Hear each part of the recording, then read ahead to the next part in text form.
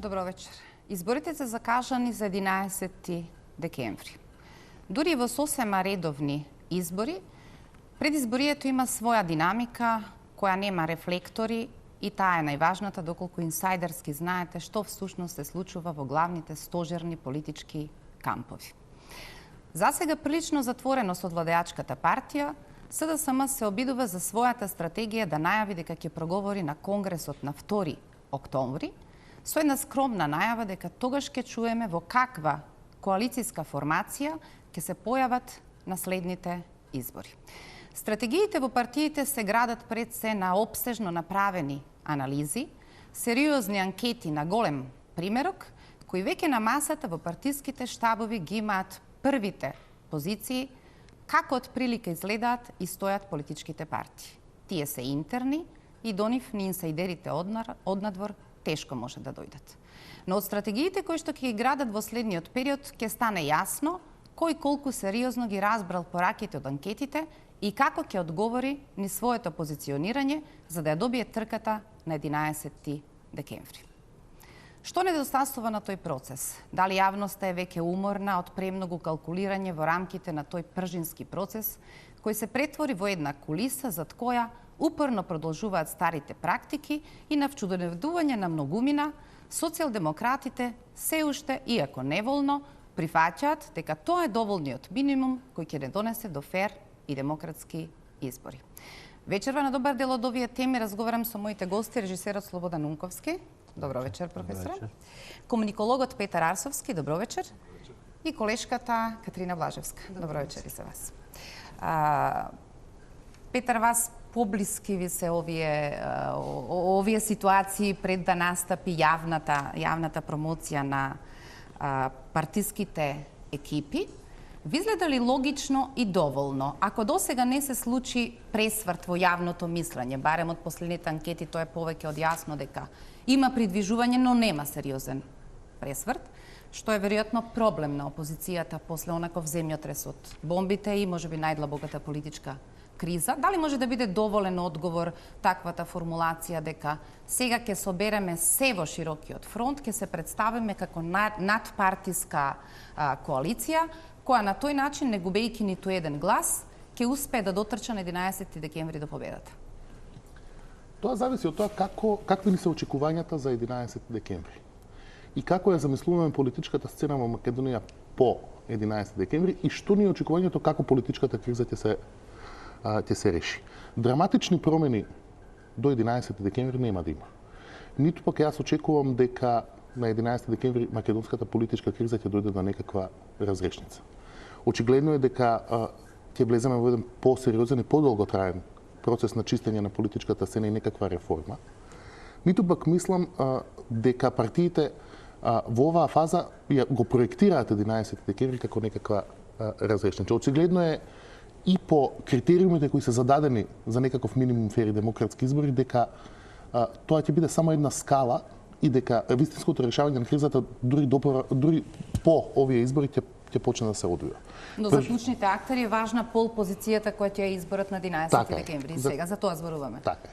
Клучните актери сега се позиционираат, ќе видиме како ќе се постават партиите. Очигледно е дека опозицијата ќе кокетира со некаква стратегија сите да ги собере во некаков поширок опозицијски фронт, која математички има смисла во овој момент. Ќе видиме што ќе значи тоа за идеологијата и за имиџот и за политичкиот наратив на партиите потоа. Власта некако комотно се однесува по тоа прашање, претпоставувам имајќи ги предвид овие анкети, но да видиме што ќе се случи со правдата во меѓувреме. Најголем дел од политичкиот наратив во овој момент го доминира сепак специјалното јавно обвинителство.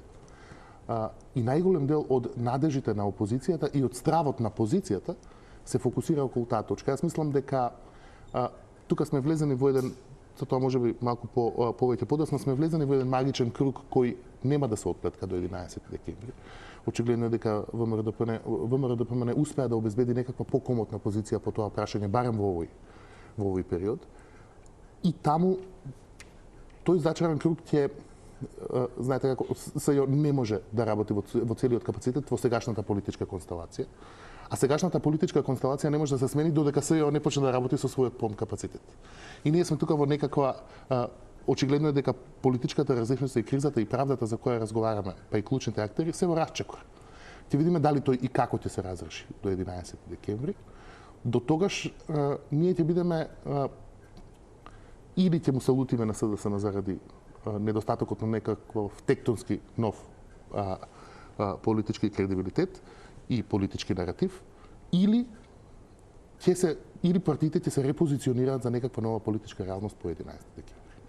Катерина, уште кога беше подпишан првиот Пршински договор, вашите остри коментари беа насочени токму кон тоа што од самата динамика на договорот можеше да се исчита дека запишувањето на 24 април како прв датум за избори недвојбено значеше дека основање на специјално јавно обвинителство во септември само по себе значи дека е невозможно правдата да го расчисти патот за да обезбеди фери демократски избори во услови во кои граѓаните точно ќе знаат што се случило во врска со клучните прашања кои ги слушнаа во бомбите, а тоа ќе биде една од влажните претпоставки за да говориме дека фер и демократски се изјаснили на 24. Стигна одложувањата на изборите, сега зборуваме за 11 декември и повторно сме пред истата дилема.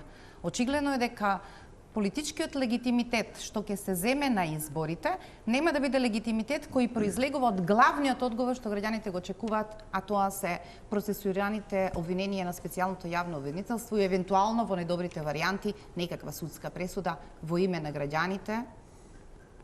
Па тоа е она што Пеџа го кажа, дека тие процеси, главниот наратив, правдата и брзите избори се во расчекор. Веќе не се ни брзи.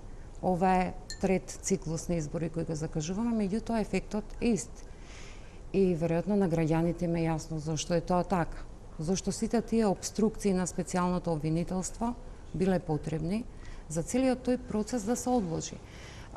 Јас гледам дека власта многу умешно работи на континуирана и конзистентна канонизација на сопствената Божем честност. Во целиот период тие градат една таква слика во која што луѓето се веќе предозирани од најбезобразното продавање на безчестието и отсуството на срам како критериум на едно политичко обстојување кое патем продолжува да се пополнува во слободно време со историско-идеолошки проекти и со државен интервенционизам во економијата. Се создава слика дека ништо не се случило. Таква анестезија на ефектот на бомбите во овој момент се случува во една најагресивна форма. И јас мислам дека последниве напади и врз специјалното обвинителство и врз настапите на јавната обвинителка Катица Јанева и јавно изразените сомневања во капацитетите на оваа нова институција во ефектуирање на обвиненијата и нивната фундираност и издржаност водат кон дополнително купување нов простор за ново купување на етикетите на честност, а паралелно на другите да им се залепи брендот на неспособни, некомпетентни и така натаму.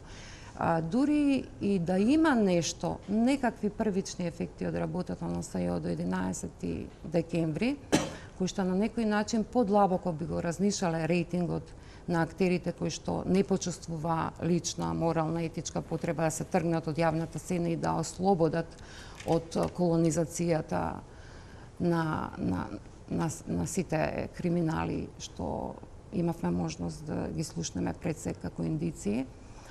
Тоа ќе биде многу малку. Значи, сепак правдата, доколку во меѓувреме не се случи нешто многу порадикално од типот на укинување од страна на Уставниот суд на законот за СЈО, доколку не се случи таков некој радикален чекор, правдата многу подоцна после изборите би дошла, што во случајов точно укажува, како што вие велите, дека дел од актерите неказнето во очите на јавноста ќе се шлепаат на уште еден нов изборен циклус, тотално нечепнати.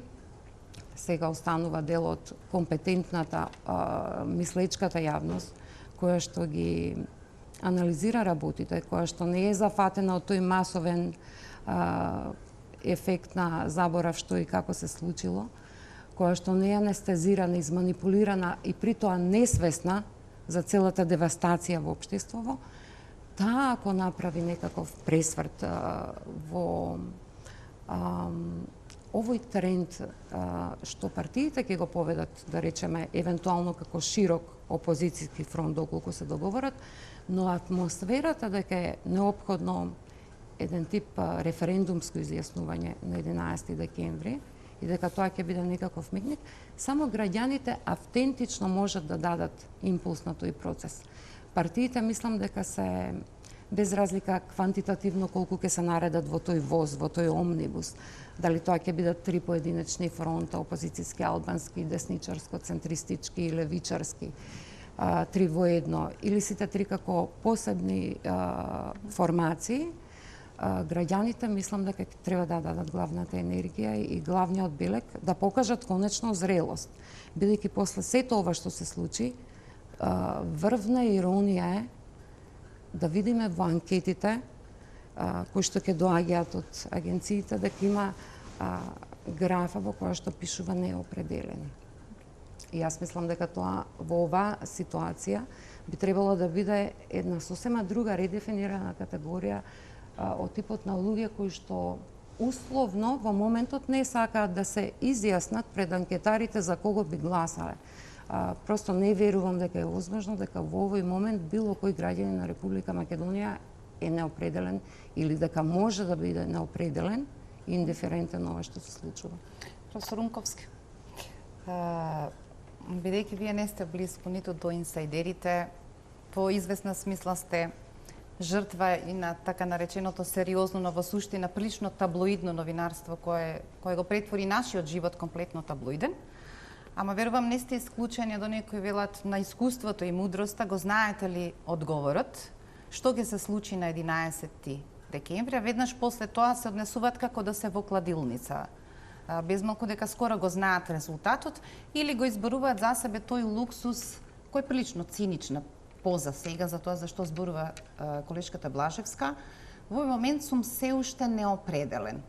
Видиш ли тоа на знак дека тие отфрлиле се што слушнале и сега евентуално би сакале да видат кој ќе напише подобра програма за 11 декември и тоа ќе го одлучи нивниот став за кого ќе го дадат својот глас?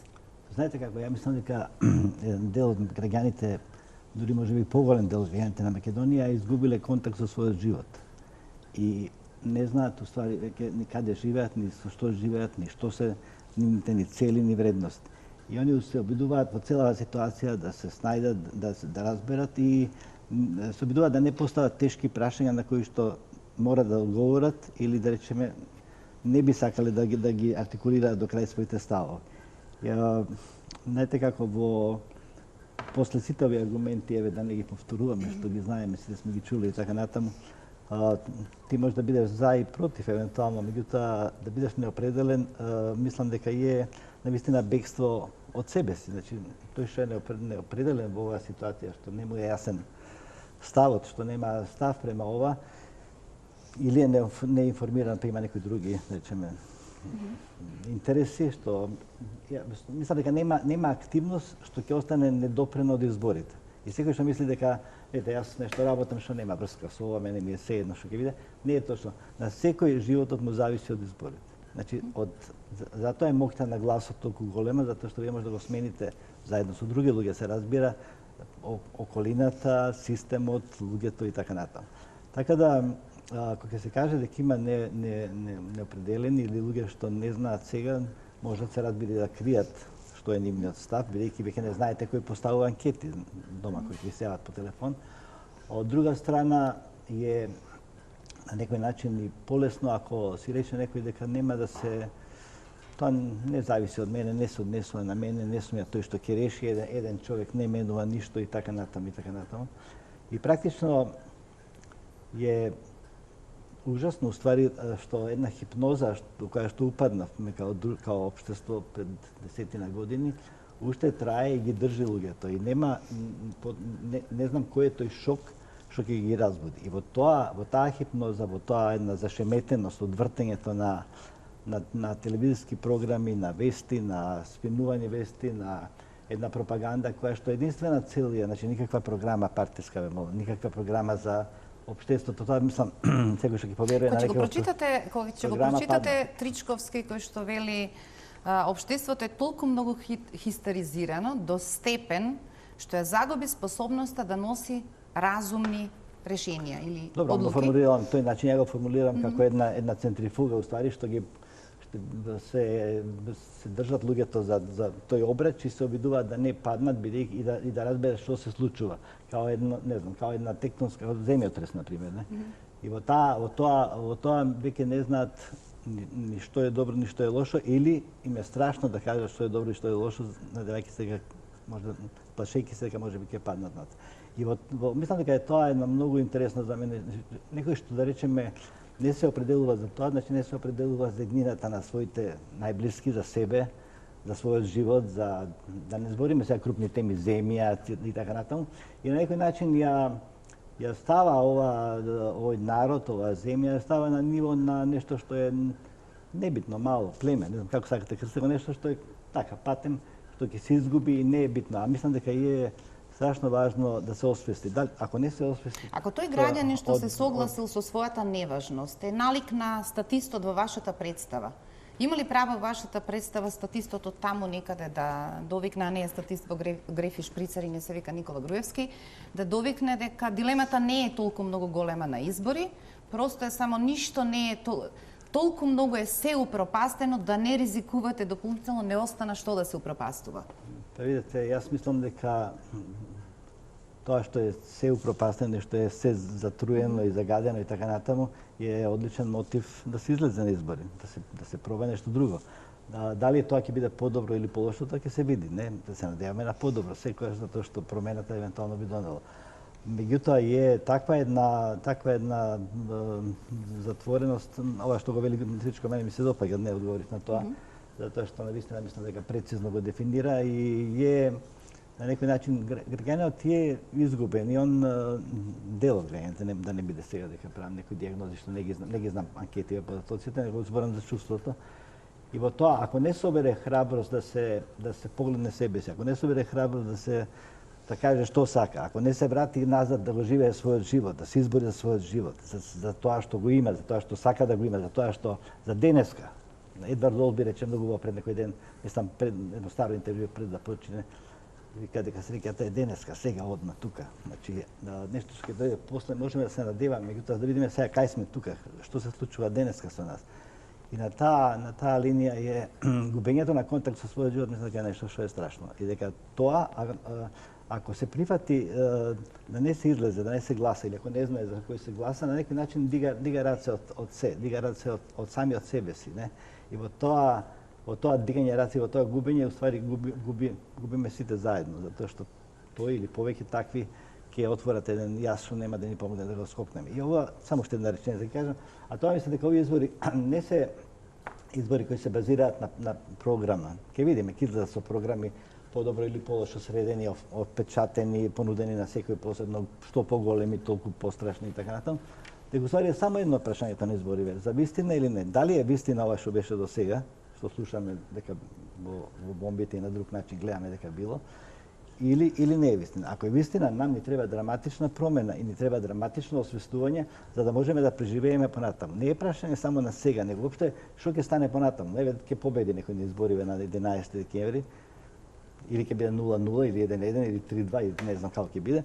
А што правиме понатаму? Значи, ќе живееме ли ние понатаму во едно виртуелно општество базирано на лага, или ќе се обидеме со крајни напори сега, или за година-две, или колку ќе трае тој процес на оздравување, да дојдеме до вистината, па да очистиме еден плевел, една тежина што собрала наоколу и да дојдеме до нешто што е нов чист почеток, со други луѓе, со други стандарди, со друг начин на мислење. Кога за ова зборува за одлуката, безброј пати сум го слушнала прашањето, го имам ставот за овие што не владеат 10 години, но кога би требал да ги променам, очекувам од алтернативата и тоа се сега безброј слики и одговори што очекуваат од алтернативата. Дали всушност низ тој исказ, Петар, сведочиме за потреба на луѓето тој што би ја променил оваа власт, да им еманира исто толку сила, моќ однапред, каде што би ја довериле на некоја влада која исто толку ќе биде отуѓена силата, или е подобар и поважен чекорот? Што послаба влада, што потешко се пробрат низ овој процес, толку повеќе гаранција за сите околу дека процесот понатаму ќе го држат во своите раце. Мислам дека луѓето во овој период имаат нереални очекувања за тоа колку капацитетна може да биде опозицијата. Факт е дека Македонија е во еден девастиран политички процес. Од која страна сакате погледнете? Ние сме во една целосна политичка декаденција, во која целиот прљав веш на сите политички партии, институции и така натаму, секојдневно го мирисаме на своите балкони кога и да поминеме. Тоа кај луѓето прави да се... И дури не се срамиме дека во анкети, каква што она беше на Прилепската организација, македонските граѓани во сериозно мнозинство подразбираат како многу нормална работа дека кога си во политика, твојот мотив е и по нешто да крадеш. Зборуваш за актис, така е. Така е, значи, ние имаме една дисторзија на основните вредности, помешана со клиентелизам и вакцинирање од реалноста. Тоа за која Унковски зборува. Луѓето се исклучуваат од реалноста. Они се пренатрупани со информација. Не можат да примат и донесуваат нулта одлука. Нултата одлука за нив е неќу да знам. Тоа е најголемиот причинител што ја спречува драматичната политичка промена. Македонија никогаш не дојде во една екзистенцијална криза која тие фасади околу рациото би ги искршила. Ние немавме некакви сериозни, ние имавме некакви протести, но не беше тоа така ескалирано. Кризата не дојде до кулминација која би можела да допре до сите луѓе која би можела да ги освести. Туку некако ја поминавме со некаков смирувачки политички процес како пржинскиот, кој во основа нема капацитет да обезбеди фери демократски избори, дури и кога би бил спроведен до крај. Дали во таа ситуација сме биле единствено на изборите 2002 година, откако за елементите за кои изборувате претходно на некаков заеднички начин ги преживеавме низ војниот конфликт. Така е. Имавме некаков заеднички именител дека мора да паднат фасадите на една власт која не доведе до прагот на граѓанска војна. Така е, вие не можете целиот општен светен, бидејќи Македонија е толку далеку забраздена во еден погрешен колосек и погрешен правец, што вие тоа не може да го решите освен со граѓанско цунами. За тоа е потребна по мене посериозна, поекзистенцијална криза. Ние таа не ја доживуваме. И самата одлука да ги се закажат изборите на 11 декември... Ние немаме перцепција дека е толку многу екзистенцијална. Така е, немаме перцепција. Оти се уште веруваме на сидрата кои што не ги нудат розовите слики од телевизиите. Ние сме успешни. Одбиваме да ја слушаме реалност. Има луѓе кои одбиваат да ги слушаат бомбите. Неќу да знам. Самата одлука зошто изборите се закажани на 11 декември, ви е индикатор за капацитетот на нашето општество да се промени. Кога СДСМ се откажа од својот став дека или ти имаме целосно чисти фери демократски избори, или на тие избори не учествуваме. Белким немаме илузија дека изборите на 11 декември ќе бидат целосно фери демократски. Но закажувањето покажува дека сите, вклучително партиските политичките елити, заклучиле во оваа фаза на политичката криза, тоа е тоа што може да се направи. Сакате меѓународната заедница и вела, сакате меѓународната заедница, сакате политичките елити, сакате анкетите. Дојдени сме во една фаза во која, така како што е поставена граѓанската комуникација и граѓанското одлучување и нашата политичка констелација, тоа е ефектот кој можеме да го очекуваме во оваа фаза. Затоа јас мислам дека 11 декември е опортун за сите учесници во политичкиот процес, за да затвори една фаза во која одлучиле дека одложувањето на изборите нема ништо веќе да промени. И мислам дека нашето политичко чистилиште почнува на 11 декември. Мислам дека ќе има некакви мали промени во позициите на партиите, но дека тие нема да бидат тектонски и суштински, но дека тие ќе отворат процес, ќе отворат можност политичкото мирење да почне да влегува во некакво честилиште. Мислам дека нашиот најмачен период доправа доаѓа. Токму затоа што немаме ескалација на политичката криза и не сме одлучили дека ќе направиме драматичен пресврт. Постепениот пресврт значи тоа дека ќе се муљавиме подолго време. Катерина, колегата Кокаланов во својата последна колумна подсетува на знаците крај патот кои покажуваат дека граѓанинот стана уморен и предозиран во исчекувањето и проследувањето на безброј за него нејасни, необјасниви тактики и решенија. Не знам колку време се расправавме за неконзистентните гласачи, без малку како секој наш сосед да има искуство што значат всушност конзистентни, што значат неконзистентни гласачи, и тоа полека го уби фокусот на темата за што всушност изборите треба да бидат референдум. Колегата Кокаланов вели дека тој важен знак кој е поразувачки за нас е неговото прелистување на информативните портали на денот кога специјалното обвинителство ги објави двете први обвиненија кои ги испраќа во судот.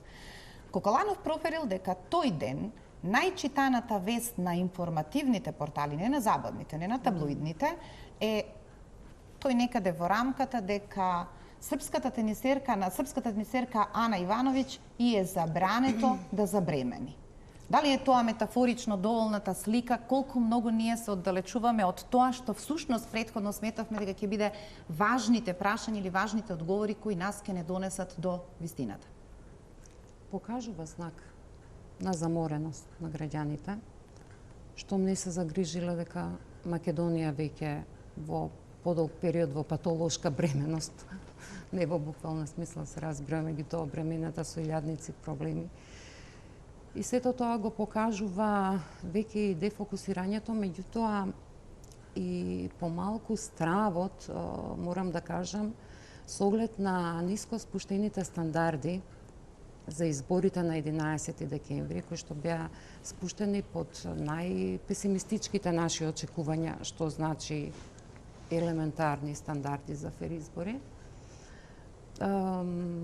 како малку да се внесе некој црв на сомнеж во јавноста. Дека нешто е договорено под маса, дали под официјалната пржинска маса, дали на некоја друга маса, дали меѓу политичките опоненти. Се разбира, јас не сакам да верувам дека такво нешто се случува, меѓутоа ниските очекувања од она што беше или ситуација до пред некој месец, сега одеднаш да не важи, навистина го отвара прашањето: се заморивме ли сите? Толку ли стана непродуктивна оваа ситуација и неможност да се најде разбирање од опонентот, бидејќи видовме колку пати беа изиграни сите договори, обструирани, изигнорирани и така натаму, и мислам дека ова е стравот на граѓаните. Прашањето е дали се крие нешто за тоа или навистина опозицијата веќе мораше да прифати тој минимум само за да оваа приказна заврши на некаков начин. И сега, какви се математиките таму за тие ниски спуштени стандарди, како тие ќе се ефектуираат, исто така се големи прашања. Факт е дека до тој датум нашите Авгиеви штали нема да бидат многу чепнати, нема многу да знаеме што имало и како имало, освен оно што веќе сите го имаме слушнато преку аудио снимките, но во смисла на обвиненија, во смисла на нови истраги, може би ќе има нешто плюс, меѓутоа не главнината. И сега, исто така голем проблем е впечатокот. Ние сега зборуваме за јавноста која што е заинтересирана за промени, демократската јавност, јавноста која промислува. Забораваме дека имаме две јавности. Ова е тотално поделено општество, антагонизирано, поларизирано по сите основи, по вертикала, по хоризонтална, како сакате, можете како баклава да го сечете. Имате етикети, категории, подкатегории, така натаму, од предавници до спасители. Меѓутоа, голем дел од јавноста е вистински репрезент на оној Данинг-Кругеров ефект. Буквално луѓето се изманипулирани, меѓутоа проблемот е што тие воопшто не се свесни дека се изманипулирани. Вие не можете до тие луѓе да допрете со пораката дека Македонија е пред промени и дека секој треба да вложи дел од себе за тие промени да се ефектуираат. Затоа што тие луѓе се управувани од стравот, од екзистенцијалните закани. Кај нив таа порака доаѓа како непријателски повик. како повик од некој што сака да им ја узурпира земјата, некој што ќе ги извади од она слепило кое што тие не сваќаат дека е слепило. Тие се навикнати да живеат во едно блажено незнање, во едно континуирано неосознавање на состојбите, бидејќи ако малку чепнат, ќе останат како Алиса во земјата во чудата. Што зарем и ова се случило, зарем и тоа? Тие се наоѓаат еден духовен мир, привиден мир, во тоа што помалку знаат, толку подобро. Тие се гласачката машинерија. Таа бројка е многу голема, јас не би ја подценила и во овој момент мислам дека нити операциите над коктелот, нивните мониторинзи, нити обидите за некаков баланс во телевизиите, кој што и реално не го гледам, нема да биде ефектен инструментариум за да се промени свеста кај тие луѓе. Оно што сакам да го прашам професор Рунковски, ние не сме правници, ама некако политиката не упатуваше што значат разговори, дури ги видевме снимени во кабинетот на премиерот, па некако требаше да научиме што значи кривичното дело закана на државни функционери. Како би го именувале вие делото, кога човек кој веќе не е ниту премиер, се расшетува по скопската околина и им вели на министрите, со кои нема никаков контакт, освен заедничка партиска книжка, утре донесете одлука да ги пренамените средствата од оваа ставка на оваа ставка, и дали за нас лаиците тоа отприлика истото дело како тоа за кое што Заев денеска е во пуч пред судот и се вика насилство кон државни функционери, затоа што ако се дрзнете приватно на пољана да нарачувате одлуки на министрите кои директно го тангираат буџетот и парите, вие го вршите, претпоставувам, истото кривично дело. Или барем метафорично дека тоа луѓето почнуваат да го разбираат на тој начин. Дека тоа е врвот на узурпацијата. Единствена порака што се праќа од тие сите настапи на екс-премиерот, мислам можеме да кажеме и премиер, едно. Он е екс по тоа што не е на работа тамо. Ја не знам дали некој седи во неговата канцеларија, навистина многу ми дали смее да седи е прашањето. Уште попрецизно да кажеме дали смее да седи, дали смее да отклуча, дали уопште смее да види што има внатре, дали влегол сегашниот премиер внатре, дали влегол и тојдел на зградата или работи у некоја сопчика што работел и порано и така, тоа не знам. Во секој случај факт е дека тие настапи имаат само една цел, значи немаат намерата не е да се помогне некому или не знам да се даде, него е само да се прати порака дека што и да правите, јас сум премиер, значи ова е тоа, ова е моја и нема сила што можеме да ме мрдне од тука. Sejedno, da li sam premijer, ja imam telefonot, ja imam brojevite, ja imam ovие луѓе што се извадени од памет од мене, значи ке ни ги гледаме врвот по мене на целиот овој страв, бидејќи животот има во прашање, не е така едноставно, и значи тие ќе извршуваат се што треба. И на таа линија ние имаме снимки секој ден на телевизија за злоупотреби на практично зашто лидер на партија води државата, ги води институциите. И се разбира тука колку што е тој виновен, толку се виновни овие други што го слушаат од министри до војни лица до кои се тамо е на тие работи. Нашиот граѓанин ствари е да го побрзам малку, а тоа е он е уплашен од работи што ги видел прв пат сега. Значи прв пат он чул дека премиеров нарачува ќе отегне некој. Прв пат чул разни други работи, сега не ги редам, ги знаеме сите. Значи прв пат видел такви слики, прв пат видел рушење на системот, значи како системот се урива и како ја покажува најгадните своји страни. Како се е дозволено, како се може. Тоа се слики што еден граѓанин, како да кажам, кога ќе видим во таква количина, во таков еден куп истурени, тие навистина се страшни и ви се чини, значи особено ако не знаете како функционира, како би функционирало чистењето на тоа сето, а не гледам нејасна идеја дека не кажува како тоа ќе се исчисти, вам ви се чини дека е тоа невозможно за чистење, дека е тоа толку многу, дека е тоа толку страшно, дека е тоа толку широко расширено, тоа е толку зараза, да кажам, дека е така расширена секдека, до овие луѓе што ги кажувате кои што си мислат дома, бој да се затворам и да седам таму, да не се мешам, да не учествувам и така натаму, што го прави целото општество крајно, како да кажам, нестабилно внатрешно на некој начин, не? И практично е покажување на сила која што фактички законски не постои, се разбира дека е кривично дело и се разбира дека некој ќе каже постручено од мене кој тип на кривично дело е. Дали е тоа еднакво, поголемо или не, или какво е во однос на другите кривични дела за кои што има судење. Меѓутоа, ние сите знаеме дека судството ќе биде во функција на власта, дека полицијава ќе биде или делот, не знам, ќе биде во функција на власта и така натаму. И мислам дека е еден голем проблем за мене во ова општество што разните чирови и разните големи тумори што се појавија и кои што беа диагностицирани не беа експлодирани, не беа артикулирани. Значи ние имавме најпозитивната работа што случила во Македонија, тоа е студентскиот пленум. Он дојде до една точка со најпаметните луѓе што ги имаме моментално во земја, кај што запра од причини што не сум се бавил точно што се, меѓутоа запра во еден момент. Шаренова револуција направи еден друг исчекор, значи она исто помогна да се артикулираат разни работи, меѓутоа со, ја би рекол, со лимитиран мандат.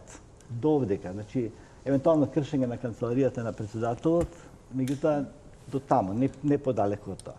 Големиот митинг што го направи СДСМ пред влада, 100.000 колку имаше таму, он не заврши како што сите очекува со влегување во владата, туку со покажување на моќта. Значи, стално имаме една потреба за демонстрирање демократски капацитети, методи и така натаму, а од друга страна одговор на тоа сето е се само не тоа, се само не демократија. И сега мислам дека е илузија или дека треба многу повеќе напори, да не речем дека е илузија, многу повеќе напор со тој тип на методи вие да победите. Ова ми е важно за вториот дел на емисијата за разговор, овде правиме пауза за реклами.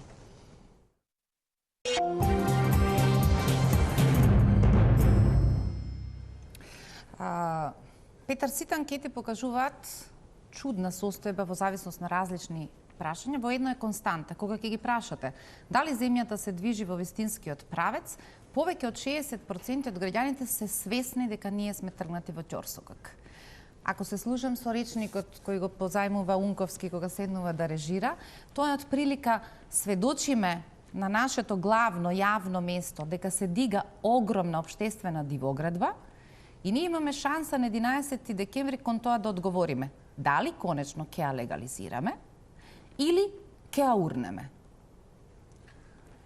Попат се потребни веројатно некакви фини инспекции на целиот процес, ова зашто зборуваат Блажевска и Унковски, малку потемелен личен увид за, како што вели Унковски, за сопственото семејство, интерес, место, сопствениот живот, од кој ќе ги позајмиме основните информации, без оглед што се согласивме дека кризата не експлодираше и таа некако сега е повнатрешната и затворена во рамките на политичките актери и ние проследуваме само нивната мерка колку доволно и навистина доволно. Така е, затоа што ние се донесовме во една ситуација која можевме да ја смениме со протестите и на студентскиот пленум и на шарената револуција. Ние можевме да се донесеме во една ситуација државата да се плаши од своите граѓани. Не, ние дозволивме се уште граѓаните се плашат од сопствената држава. Додека тоа не се смени, ние суштинска разрешница нема да имаме, бидејќи се уште суверенитетот за нашето одлучување ќе им го предадеме нив. Не сум сигурен колку е сега целисходно да разговараме за тоа што можело да биде некаков тригер за да се активира граѓанското општество посериозно во овој период. И дали таа ескалација на политичката криза, дали катарзата на политичката криза би можела да направи промени, да или не. Ние сме сега во една ситуација во која стагнацијата на развојот на граѓанската критичка мисла е врзана со специјалното јавно обвинителство и со концептот на правда. И тоа е ситуацијата во која се наоѓаме во ред. Тогаш дајте да почнеме да разговараме од таму. Јас мислам дека ние по тоа прашање покажуваме едно ниво на политичка декаденција која не ми се допаѓа. Мислам дека зошто е клучен концептот на правда врзано со политичките реформи. Бидејќи вие не можете да очекувате дека граѓаните ќе го демисионираат Груевски кога вие се однесувате со него како најлегитимниот играч на светот и покрај тоа што е тој веќе и официјално под обвинение за сериозни кривични дела. Па, поѓаволите дури и Кратица Јанева, која пред неколку дена го обвини Груевски за сериозно кривично дело, вели не се секирате, јас имам поддршка од Груевски. Кој е тој однос? Не, уште пострашно. Кој е тој на неговите пратеници вели не се плашам од вас, бидејќи зад мене стои Никола Груевски. Кој е тој авторитарен однос и ние додека не расчистиме својот однос, ние нема да почнеме да го разрешуваме, да го одмотуваме ова Гордиево политичко клопко кое се наоѓа пред нас. Вие се додека се однесувате за оние за кои има индиции во снимките, веќе и обвиненија за сериозни кривични дела, токму за узурпација на овој политички процес. Се додека ги третирате како најлегитимен представник на кој на маса се разговара, тогаш вие не можете да очекувате дека граѓаните кон нив се постават малку поразлично. Со тоа ни вие праќате порака дека се тие и тоа како сериозни и легитимни играчи во политичкиот процес. Што Груевски со своето појавување на терен само сака да го поттикне и да го потврди.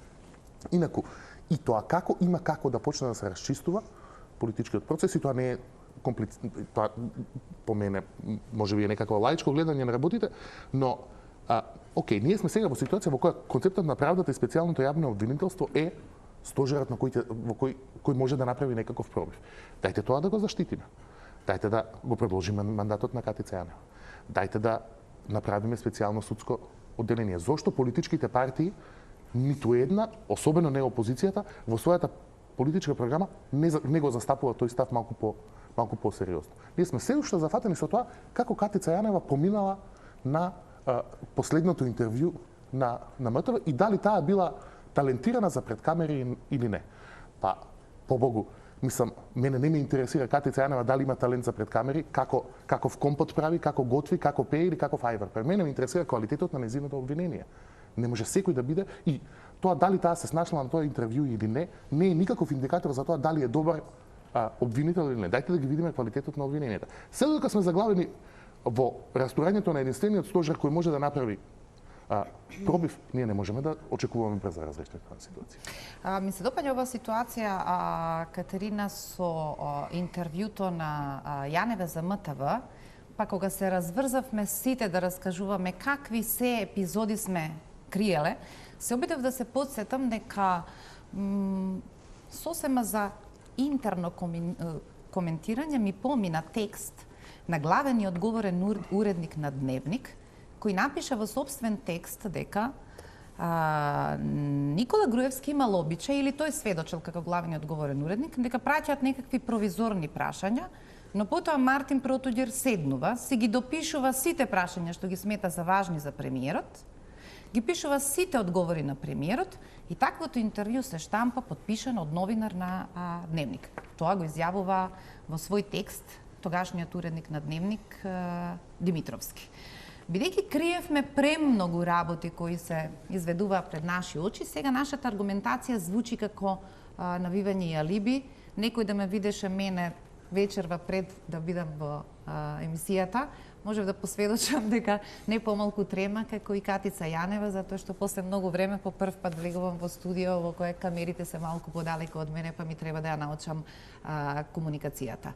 Но дали сега одеднаш истурени сите тие информации, не се ставаат веднаш во на листа, особено на социјалните мрежи, сега препирките во кои меѓу другото и вашето име се користи, престанете да браните тоа што е неодбранливо. Само затоа што предолго молчевме за премногу безчестие кое се правеше во новинарската фела. А јас не ја бранам Катица Јанева и начинот на кој е направено интервјуто. Јас го бранам принципот на професионален однос кон гостинот кој што го каните во вашата куќа. Скандален немонтиран материјал да излезе од студио, да се споредува со она што било објавено. Да го оставиме настрана тоа што беше немонтирано, да се задржиме на ова официјалното интервју што излезе. На кој начин беше Катица Јанева заштитена во наводници од нејзиното неснаоѓање пред камери? Беше скриено дека има пред себе хартија? Не. Што беше скриено? Што беше скриено? Јас правев интервју со Катица Јанева веднаш по нејзиниот избор за специјален јавен обвинител и секогаш стојам за она што го пишувам. Значи, ако за нешто не сум сигурна, не можам да тврдам на хартија. Не можам да стојам за став за кој што не сум сигурна. Катица Јанева пред новинарски диктафон и Катица Јанева пред телевизиска камера се две различни личности. Јас ја запознав елоквентната Катица Јанева, која нема психолошката пречка на ова еден куп камери, кои ја снимаат од разни агли, кои што не се нејзина професионална средина. Јас сакам да прашам, кога Катица Јанева ќе биде во судница, колку луѓе од оние што се обвинети ќе бегаат исто така од камерите, затоа што ќе гледаат да влезат од задната врата на судовите и да излезат од таа врата. Зошто тогаш тие нема да се појават пред камерите. Значи, секогаш кога ги анализираме работите, да ги анализираме така како што вистина треба да ги анализираме. Не можам да анализирам Катица како телевизиска личност, како обвинител, кој што се наоѓа во една за неа неприродна средина. Тој што не работел во телевизиски медиум, не ги знае стапиците, што се може. Мислам дека сите овие денови премногу време потрошивме на анализа на сето тоа. Имам став дека мора да се професионализираат работите. Ако не ве бива на телевизиски настап, молам не појавувајте се на телевизиски настап. Само за ова, за интервјуто. Значи, признанието на Димитровски не, мислам, го потврдува правилото. Мислам, тоа не е единствено интервју кое предпоставувам излегло од Илин Денска, број 2, на таков начин. Сите телевизиски интервјуа што сме ги гледале, биле договорени. Кој критички настроен медиум добил интервју од министер, премиер, пред премиерот или председател. Тоа не се случило. Се оди на чисто проверен терен, чисто проверени прашања. Нема потреба од никакви инсерти, нема потреба од карти. Се е тоа договорено, проверено, никакви изненадувања, никаков фактор на непознаница дека нешто може да излезе од сценографијата, од контролата и така натаму. Меѓутоа, овие признанија за таков тип на интервјуа, кои што доаѓаат подоцна, јас сум против тоа. Тоа треба во моментот да се каже. Нема да го објавиме ово интервју, бидејќи тоа не е авторско дело на наш новинар или е донесено готово, спакувано и така натаму. Сега добро, подобро е некогаш да се каже, отколку никогаш да не се каже. Меѓутоа, почесно, најчесно и најпрофесионално е да се алармира за тоа кога ќе се случи во моментот. Затоа што такви отстапки доведуваат еве сега до вакви ситуации. Ми звучи умко како Катерина да повикува да нема вести на Канал 5 и Сител. Ја не знам, не ги гледам, така да не можам да кажам ништо. Така некако звучи, ако треба да одбиете нарачани прилози, интервју се останате, дека ќе останете всушност без вести. Па добро, слушнавме, значи, од колку прилози во еден ТВ дневник, колку нарачки имало. Ако сега земаме во минутажа да пресметаме, излегува дека отприлика повеќе од половина телевизиски вести би ги немало. Мислам, би биле сведени на кратка информативна емисија. Најглавните, да речеме, може би, ти ударните што се... Па тој би останале на прогноза на време и евентуално на некаква најава. Две спортски вести, две за естрада и една прогноза на време, другото е нарачана. Ја тврдам дека ни прогнозата на времето не е автентична. Не е точна. Дека не е, тоа покажува, праксата покажува. Немате вие на многу телевизии, немате една вест точна. Права каква што е. Немате реалноста изгубена. Значи немате. Така да се тема за наопачки. Да речеме дека Катица Јанска беше одлична на тоа интервју. Дали ќе беше различна реакција? Не, зашто практично битно е да се дискредитира. Значи можеш да биде фантастична, пак можеш да се напреди. Видите, телевизијата кој снимал знае дека, не знам, ако телевизија почне да дава детали од соговорникот на интервју, раце, колена, нозе, чевли, од позади, од напред и така натаму, нешто што нема врска со интервјуто, тоа одма покажува правата намера на телевизијата, покажува правата намера на таа задача. Значи, немаше интервју што Катица можеше да го даде, ја нема се извинам, ја доживам као Катица, бидејќи Ми е драга, ја не знам лично, мислам ми е драго тоа што го прави, ми е драго, се надевам дека ќе успеат во тоа, навивам за нив, ја мислам дека они се единствената шанса за Македонија во моментот, навистина така мислам, права, ако успееме да истераат до крај.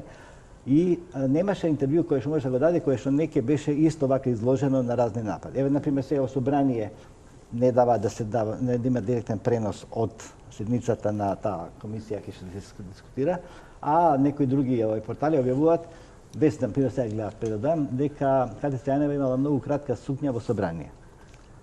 Па видете, ако имат сектор за мода, па може у тој дел за мода, кој ќе дое мода, да кажат од не знам, од облакање, Катерина Блаđевска има сукња не знам ваква, а Катица на пример носи сукња над колена и тоа не е во ред.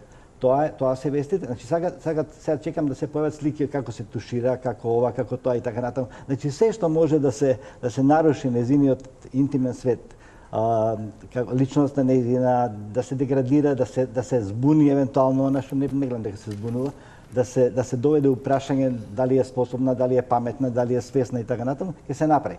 Значи се едно какво интервју дава Катица Јанева, она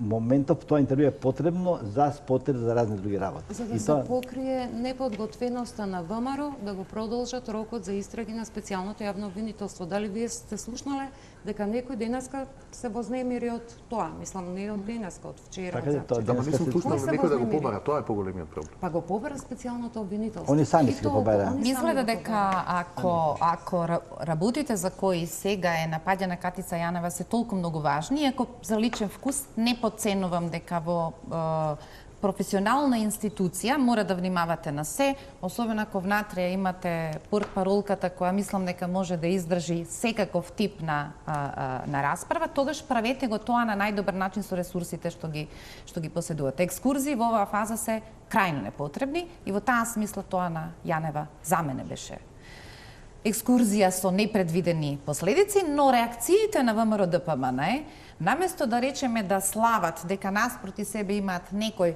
што не може да се снајде во судница, тоа е веројатно моментот кој открива дека целиот процес сушност служи во овој момент за поставување на политичките мини, а не за вистинската улога на Јанева во судница, ке имаше сосема друго задоволство од ВМРО ДПМН, но тоа не го видовме. Бидејќи завршуваме за 5-6 минути, сакам сепак да се вратиме на крајот, бидејќи цело време ние зборувавме за јавноста, Катица Јанева и како тука веќе за СДСМ да нема место во оваа приказна. Тие ќе се одржат конгрес, ќе направат своја некаква широка политичка формација. Мојот краток коментар од вас што го сакам вечерва, ви се чини ли тоа задоволно? Ако луѓето се уште очекуваат дека СДСМ мора да пронајде внатрешна сила да испрати порака дека се ребрендира? Не толку дека се ребрендираат, колку дека наоѓаат некаков нов политички наратив кој може да парира на она што се доживува како моќ на ВМРО ДПМН. Луѓето не гласаат само врз основа на квалитетот на понудата. Гласаат и врз основа на доживеаната моќ на фронтот. Луѓето мора да веруваат дека ќе победите. Ако не веруваат дека ќе победите, дури да ви се добри анкетите, не сум сигурен дека добро ќе победите на избор. Во таа смисла, таа дилема за СДСМ во каков формат и во која коалиција ќе настапи е поважна од што нивната програма, да речеме, или нивното. Тука имаат и они и внатрешна некаков наратив кој треба да го расчистат. Таа дебата треба да се одвои дали е политичко-идеолошка или е математичка. Математички на опозицијата ја одговара секој можен глас кој може да го добијат да го стават на едното исто купче. Бидејќи во тоа купче секој глас тежи многу повеќе од што раздвоен, кога опозицијата би имала опозицијата да имаше таква стратегија 2011 со тие бројки, мора да помене сега ќе беше во опозиција. Што тоа ќе значи за нивниот бренд, ќе видиме по две точки. Прво, колку ќе го чини тоа заев во рамки на партиските листи, дали тој трошок ќе може да го елиминира и ќе може да го поднесе. Како тоа ќе се одрази на новиот СДСМ по изборите, не само за време на изборите, дали тоа ќе значи зарекнување на тој наратив или дополнителна ерозија, имајќи предвид дека очигледно е дека кризата ќе влезе на еден подолгорочен колосек. На крајот, мислам дека овие избори ќе бидат биполарни, црно-бели. Мислам дека квалитетот на понудата на опозицијата и покрај тоа што нас интимно не нервира, нема да игра клучна улога во изборот на луѓето. И мислам дека ќе се соочиме на избори на кои ќе има, помеѓу другото, најмал број на неопределени и на анкети од било кога во историјата. Ке има најмал број Најмал. на неопределени. Но и веројатно, барем сега анкетите покажуваат дека она што треба да се калкулира сериозно е прашањето на излезност. Ако сериозно ги демотивирате, поминувајќи низ ваков процес. Само краток коментар, Катерина, ги проследивме на социјалните мрежи бурата од реакции, конфронтации внатрешни, што бара шарената револуција, кои се револуционерите кои ќе бидат наградени. Нели бевме над партиска платформа, нели беше тоа перформанс на граѓани кои имаат членски книжки во ВМРО и во СДСМ. Предпоставувам дека пред секој избори кога ќе се дојде до кадровските прашања, сега малку повеќе поради Facebook и прилично индискреција, се важни прашања. Ме изненади реакцијата на НСДП, кој веднаш на тоа одговори: се надевам СДСМ ќе биде галантен на своја сметка. Мојот прв коментар беше: ја знае ли Тито Петковски сметката на сопствената партија?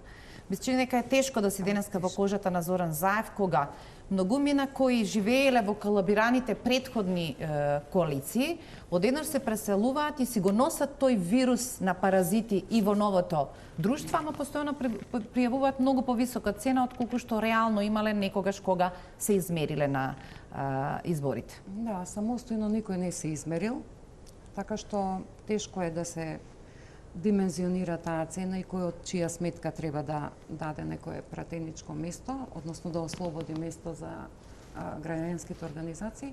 Немам ништо против шарените да учествуваат, меѓутоа со одредени критериуми. Значи, граѓанските организации, представници на граѓански организации кои зад себе имаат не километража само формална низ градот протести, не луѓе кои се истакнале според тоа кој подобро го обтегнал чателот или кој повеќе боја фрлил на одреден зид. Зборувам за луѓе со сериозен бекграунд во сферите кои се занимавале, дали е тоа антикорупција, граѓански права и така натаму. Луѓе со полнокрвен ангажман кои многу ризикувале и своје работно место и екзистенција, спротивставувајќи се, критикувајќи оваа стварност, би требало да се најдат балансот меѓу луѓето кои што се во партијата исто така заслужни, кои трчаат по терени, водат битки, исто така се соочуваат со разни притисоци, треба да се најде во смисла да доминираат навистина луѓе со биографии. Никој кога ќе го види списоков нема да праша: а кој ви е овој на позиција број 3? Значи, тоа треба да се знае, да бидат познати. Оние во внатрешноста, кои што по природата на работите не можеме да ги гледаме овде, во главната агора, ако речем, политичката агора наша се наоѓа овде во Скопје, колку и тоа мизерно да звучи, бидејќи го немаме тоа реално, имам оправдување само за тие луѓе. Не ги знаеме, далеко се од метрополата, трпат поголеми притисоци. Другите мора да бидат исклучително луѓе со биографија и оние што се малку по нескромни партиски апаратчици кои себе си се гледаат веднаш ваму или онамо, мора малку да се ги скратат амбициите, да си поработат уште малку подолго во партијата и да почекаат некој друг период по, да речам, вообичаен. Ова е сега еден тип вонредна ситуација. Пауза за реклами, па се враќаме со финишот на емисијата.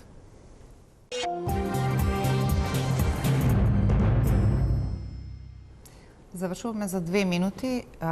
Муко, ве наблюдував како посматрате анализа на техники во партија, како да стигне по математички модел да собере се. Ми изгледавте прилично незаинтересирано, што заклучувам дека првичниот исказ, слушнете го својот глас, тој е поважен од било која сцена која ќе ја местат политичките партии, ви останува сигурната порака која... Не така, али треба да видите да си го пронајдете својот глас. Зашто многумина го изгубија, го снема.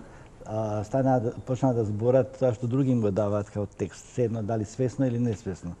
И практично Kao što rekao i Preска, mora da se излезе на гласање, секој да излезе, затоа што секој глас менува, овдека сега особено, и практично се направи разлика меѓу вистината и лагата што се обидува да стане вистина. Што на секој начин се врти, се превртува као една ранета змија и сака да каже дека она не е тоа што е и нешто друго е. И практично во тоа двоење лежи прашањето на нашиот опстанок. Тоа не го викам патетично воопшто. Значи, мислам, јас имам 68 години, така да многу сум мирен во тој смисол. Али сакам да кажам дека ќе се збрзам. Дека е практично ако не се успее да се почне процесот на чистење на нашето општество и оние траги од институции што постојат ќе се распаднат до крај. И тогаш ќе бидеме ништо. Се едно дали ќе опстанеме као Македонија, као република или не, нема да биде битно, бидејќи ние суштински ќе престанеме да постоиме. Значи, борбата е во овие избори да се дојде до вистината, да се дојде до тоа што е вистина и да се одбрани вистината. На изборите 94-та, кога се направи големиот сојуз за Македонија, до ден денеска го помнам спотот кој што мислам дека треба да си го повторуваме, за кој Бранко Црвенковски имаше храброст да го сними, и тоа е меѓу другото како култивирате електорат, публика, граѓанство.